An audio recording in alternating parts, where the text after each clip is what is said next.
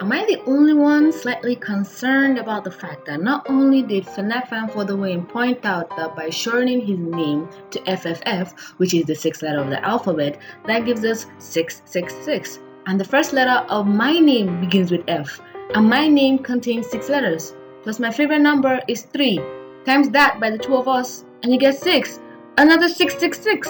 That's 666. It's a hextuple hexatruple of 6s.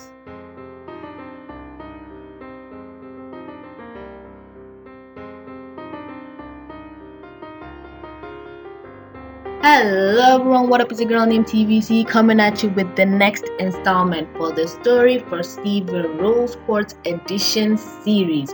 In this episode slash video slash total waste of your time, we, Fanf and me, are gonna talk about Lapis Lazuli, or as FFF prefers to call her, Water Waifu. Take it away, dude. Hey guys, it's me, Fanf for the win, and today I'm here with TVC to discuss the past of Water Waifu. I guess we should start off in the episode, The Answer. As the Ruby Guards and Sapphire are walking along, we see a silhouette of Lapis Lazuli, and no other. We can tell this is our Lapis Lazuli because of the clothing and gem placement. This places Lapis Lazuli in the Blue Diamond faction, since she is seen in the Sky Arena where we know Blue Diamond is currently residing.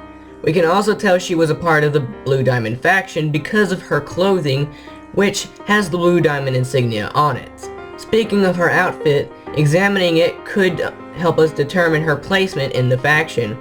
Her outfit resembles mostly Sapphire's Homeworld attire, and we know Sapphire to have been a high-ranking, rare, aristocratic gem. It is wise to say that Lapis was also one of these high-ranking gems, if not being higher than our beloved Laffy Saffy. And going on that, we can well assume that just like how Sapphire was brought to Earth for a purpose, which was to look into the future and predict the events concerning the rebels, perhaps Lapis was brought as a weapon against the crystal gems. We know Lapis has hydrokinesis, and with the Earth being 71% water, that's a pretty huge advantage on Homeworld's part. But if you take a glance at our dear old Lapis, you can tell she isn't much of a fighter. Heck, she looks more like a loner to me. She was probably a lonely gem who didn't have any friends back home due to her status and power, which is why she hit it off so wonderfully with Steven, and it's probably why she's so devoted to protecting him. He's her only friend, and she cherished that. So, Homeworld brings a lonely and probably scared Lapis to fight against the rebels, or to drain up the Earth's water to help with the conquering of the planet. She's done it before.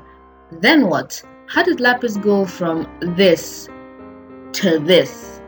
Well, since we know Lapis to have resided in the Sky Arena, she probably fled during the Battle of the Sky Arena. And seeing as how she was probably an aristocrat, her fighting would have been looked down upon, so if she couldn't have fought, there's only one other thing she could have done.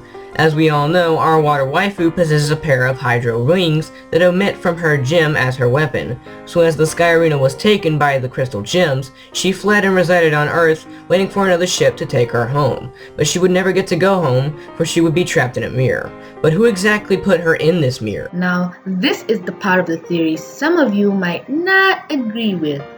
We believe that Rose came to meet Lapis to try and convince her to join the crystal gems, but as she said in Ocean Gem, I never believed in this place. Probably clearly telling Rose she wants nothing to do with her or the Earth and she just wants to go home, which she also states in the episode. We believe that it was Rose Quartz who put Lapis Lazuli in the gem mirror. Now, before you guys go on your vengeful journey to the comment section with your pitchforks and torches, hear us out. In Mirror Gem, Lapis expressed her surprise at Steven being a crystal gem, showing her disbelief that he set her free. Why would she be surprised that a crystal gem set her free if they weren't the ones who imprisoned her in the first place? We found this gem-powered mirror at the Galaxy Warp. And with Amethyst, Garnet, and Pearl clueless to who she was, the only other person that we know of to be a crystal gem is Rose. Probably some sort of fight or altercation happened between Rose and Lapis, which I really want to see a flashback of, that led to Rose having no other choice but to put Lapis in the mirror. If Rose couldn't convince her to join the crystal gems, then she knew full well that Lapis would be a great adversary. Or we could be wrong and it was Blue Diamond who put Lapis in the mirror as punishment for fleeing the battlefield and led Lapis to believe it was the crystal gems who put her there. or received Lapis by putting her in the mirror to protect her from Homeworld? Let us know in the comments which one you think is more likely.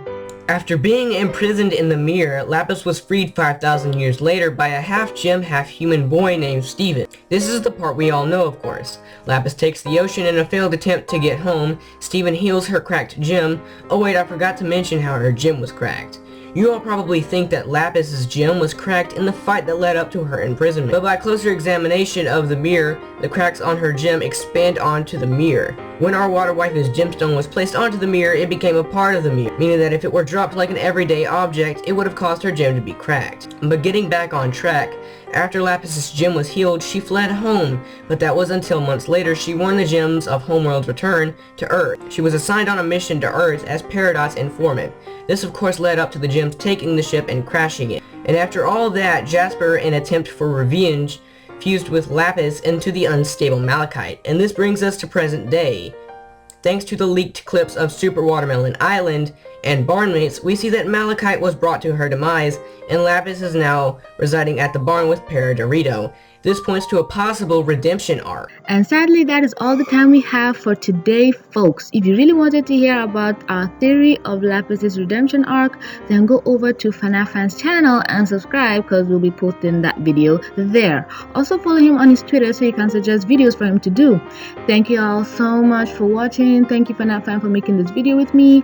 Honestly, I think this is my best series yet. We probably hit this fact right on the nose. And as always guys, do not forget to like, comment, subscribe, and stay awesome. This is TVC signing out. Lapis Lazuli, you fled into the bottom of the sea. Lapis Lazuli, you were so mad, but then you came around to me.